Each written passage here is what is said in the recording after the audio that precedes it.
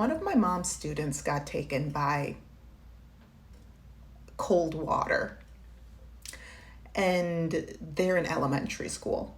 So for those of you that have been here for a minute, you'll recognize a little bit of this background. I'm currently back in the US briefly.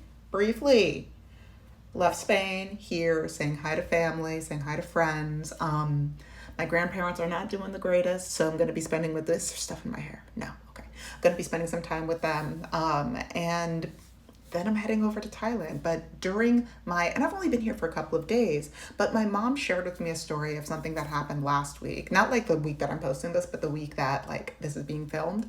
And one of her kids got disappeared. The kid was disappeared, and the kid's mom was also disappeared. And my mom was talking about the sense of mourning that is happening in her classroom, not just between the administration and the teachers, but also among the students, because this happened so quickly and towards the end of the school year. And this kid used to sit close to the front of the class, and now the kid's seat is just empty.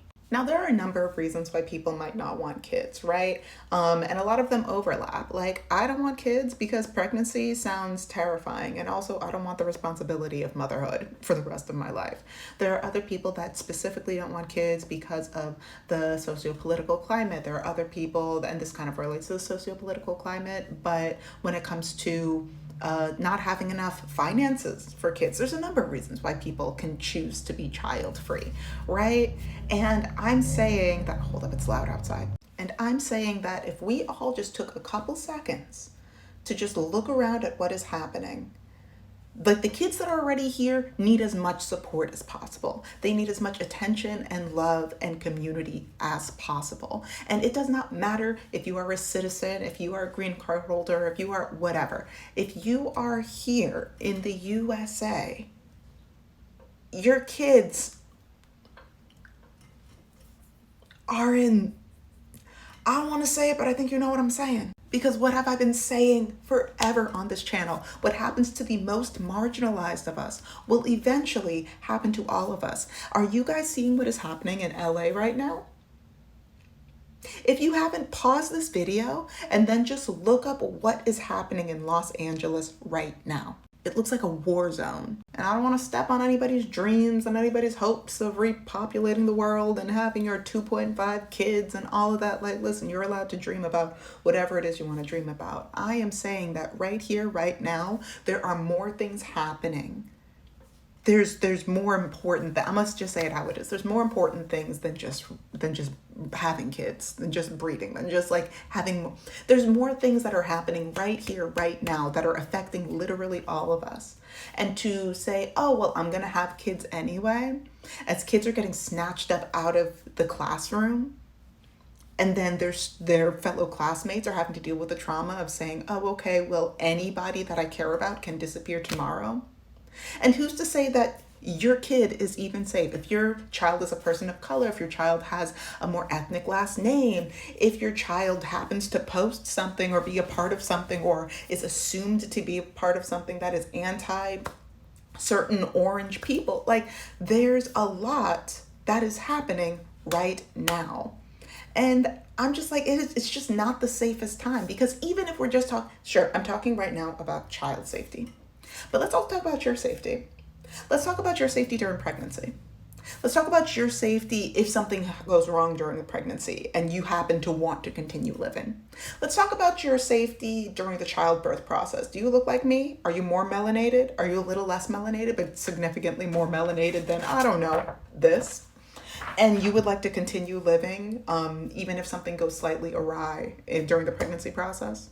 Let's say that things are not going awry during the pregnancy process, but when things are all done with the pregnancy process, you say, ooh, with the birthing process, you say, ooh, something doesn't feel right. And you would happen to somebody to believe you. So that way you could continue living.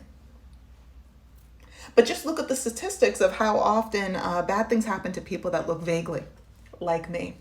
during the birthing process. Now let's also say, okay, we're going to take the immediate threat of medical issues also to the corner. So you have the baby safety already in the corner. You have your personal medical safety in a corner. The corner is packed right now.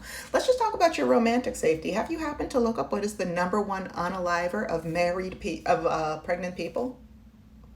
Once again, just pause this video. I talk about this stat all the time, but if you don't know, pause this video and just look it up. Did you know that DV increases exponentially during pregnancy? Did you know that there are a number of laws, bills, memos that are currently getting passed around so that way you are not able to have any safety nets for any of the things that are currently in a corner? Let's also talk about your romantic safety. That's also in a corner.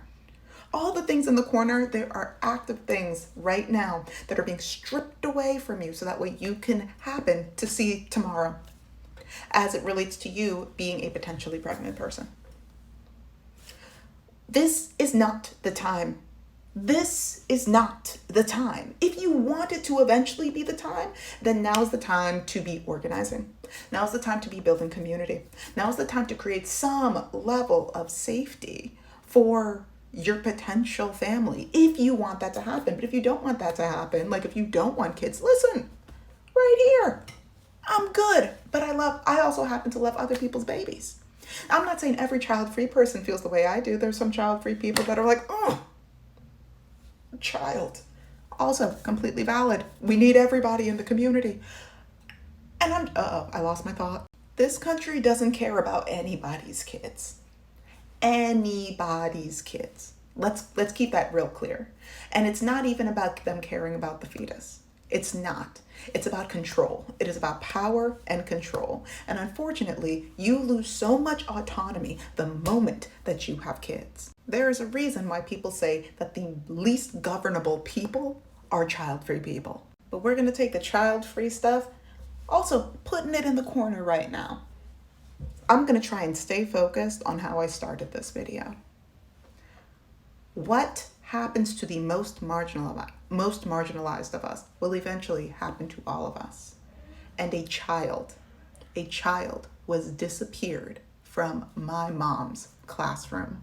But Shayna, that'll never happen to my child. That'll never happen to me. That'll never happen to my family. That'll never happen to my loved ones. That'll never happen to... You are allowed to live in whatever delusion you want to live in as the world continues to change in ways where it's actually just repeating a very unfortunate pattern around you. You are allowed to create a little bubble around here where nothing comes in and nothing comes out and live in that echo chamber, intentionally oblivious to the realities around you. What happens to the most marginalized of us? And where is that book? It's somewhere up here. But in All About Love by Bell Hooks, she talks about how children are the most marginalized class of people. Everybody else has rights groups. There's the NAACP, there's women's rights organizations, there's indigenous rights organizations, all led by people within that community. What about the kids? What about the kids, right? So they're trying to figure out what they can get away with. And as of right now, they're getting away with a lot. And so, I don't know. And this isn't even necessarily just about the kid's safety. This is about everybody's safety. Kid was taken, mom was taken. We don't know where they are. We do not know where they are. And there are more important, not more important than the fact that this family is gone. We don't know where they are. Should highlight to us that we need to be paying attention, organizing, and trying to, in whatever way possible, create some level of safety, community, protection around us. Because this has been happening. For those of you who know, some of you that don't, this is a whole other story. My stepdad was deported years ago. Now, he's a booga, but also he did get deported. I know this process way too intimately. And the community that we had when this happened is what helped to keep my family afloat, mentally. Stay safe out there, stay focused, And please leave your thoughts in the comments. See you later.